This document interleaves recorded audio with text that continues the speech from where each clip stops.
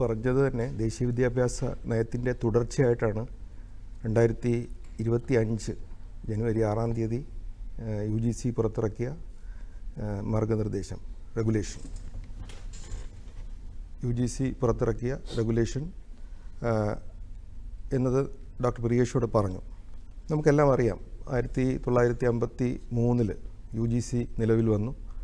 അതിനുശേഷം 1976 ഇത് സമവർത്തി പട്ടികയിലേക്ക് പോവുകയും കൺകറൻറ്റ് ലിസ്റ്റിലേക്ക് പോവുകയും അതുവരെ ഇതൊരു ഉപദേശക സമിതിയായിട്ട് UGC ഒരു ഉപദേശക സമിതിയായിട്ട് ആണ് നിലനിന്നിരുന്നെങ്കിൽ അതിനുശേഷം അതൊരു കൺകറൻറ്റ് ലിസ്റ്റിലേക്ക് പോവുകയും സംസ്ഥാനത്തിനും അതുപോലെ തന്നെ കേന്ദ്രത്തിനും രണ്ട് ഭാഗത്തിനും ഇടപെടാൻ പറ്റുന്നൊരു സാഹചര്യം നിലവിൽ വരികയും അതിൻ്റെ അടിസ്ഥാനത്തിലാണ് UGC പല പാർലമെൻറ്റിൽ ചർച്ച ചെയ്യുന്നതിൻ്റെ അടിസ്ഥാനത്തിൽ ചില അമെൻമെൻറ്റുകൾ, ക്വാളിഫിക്കേഷനുമായി ബന്ധപ്പെട്ടുള്ള അമെൻമെൻറ്റുകൾ വരുമ്പോൾ കൃത്യമായിട്ട് നിർദ്ദേശങ്ങൾ, ഒരു ഉപദേശത്തിൻ്റെ ഭാഗമായിട്ട് അല്ലെങ്കിൽ നിർദ്ദേശത്തിൻ്റെ ഭാഗമായിട്ട് സംസ്ഥാനങ്ങൾ കൊടുക്കുന്ന രീതി ഉണ്ട്.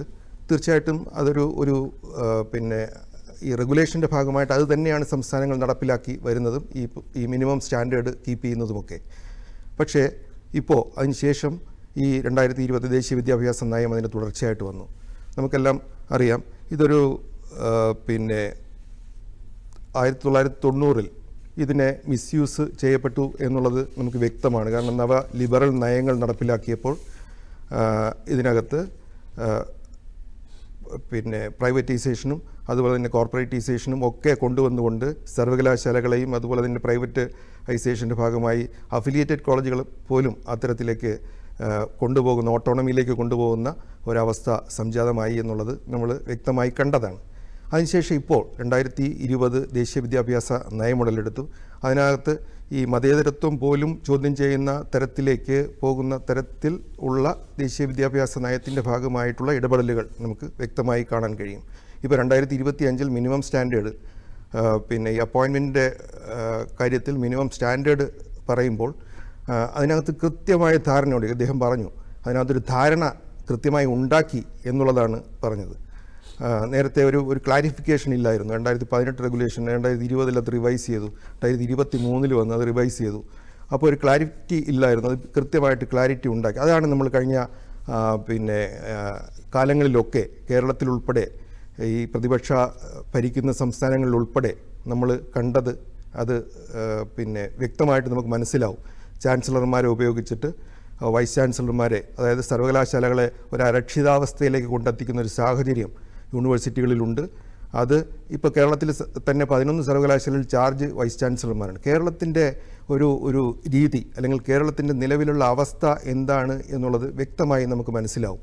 കേരളത്തിലെ സർവകലാശാലകളുടെ സ്ഥിതി, കേരളത്തിലെ സർവകലാശാലകൾ ഇന്ന് ദേശീയ തലത്തിലും അന്തർദേശീയ തലത്തിലും നല്ല രീതിയിൽ ഉള്ള അക്രഡിറ്റേഷൻ്റെ ഭാഗമായിട്ടായാലും അതുപോലെ തന്നെ പല ഏജൻസികളുടെ റേറ്റിങ്ങിൻ്റെ അടിസ്ഥാനത്തിലും ഏറ്റവും മുൻനിരയിൽ നിൽക്കുന്ന ഒരു സംസ്ഥാനത്തിലെ 11ഓളം സർവകലാശാലകൾ നമുക്കുണ്ട്. കേരള സർവകലാശാലയെ നോക്കിക്കഴിഞ്ഞാൽ A++ ആണ്. അതുപോലെ തന്നെ NIRF റാങ്കിങ്ങിൽ 9ാമത്തെ റാങ്കിൽ നിൽക്കുന്ന സർവകലാശാലയാണ്. അപ്പോൾ ഇതൊക്കെ ഉണ്ടായത് ഇന്നോ ഇന്നലെയോ കൊണ്ടല്ല. അതിനു മുമ്പായിട്ട് പുരോഗമന പ്രസ്ഥാനങ്ങളുടെ ഭാഗമായിട്ടും അതുപോലെ തന്നെ പുരോഗമന ആശയങ്ങളുടെ ഭാഗമായിട്ടും ഉടലെടുത്ത ഒരു രീതി അവലംബിച്ചുകൊണ്ട് മുന്നോട്ട് പോകുന്ന തരത്തിലാണ് ഈ പറയുന്ന സർവകലാശാലകൾ ഇടപെട്ട് പ്രവർത്തിക്കുന്ന സർവകലാശാല അധ്യാപകരുടെ നിയമനമായാലും വൈസ് ചാൻസലർമാരുടെ നിയമനമായാലും ഒക്കെ മുന്നോട്ട് പോയിക്കൊണ്ടിരുന്നത്. പക്ഷേ അതിനൊക്കെ തുരങ്കം വയ്ക്കുന്ന, ഇപ്പോൾ ഫെഡറലിസത്തിൻ്റെ കാര്യം പറഞ്ഞു, തീർച്ചയായിട്ടും ഫെഡറലിസത്തിന് കളങ്കം വരുത്തുന്ന രീതിയിൽ തന്നെയാണ് ഈ പറയുന്ന റെഗുലേഷനും ദേശീയ വിദ്യാഭ്യാസ നയവും അതിൻ്റെ തുടർച്ചയായിട്ട് കേന്ദ്രം ആവിഷ്കരിക്കുന്ന പദ്ധതികളും എന്നുള്ളത് നമുക്ക് വ്യക്തമായിട്ട് മനസ്സിലാവുന്നതാണ്.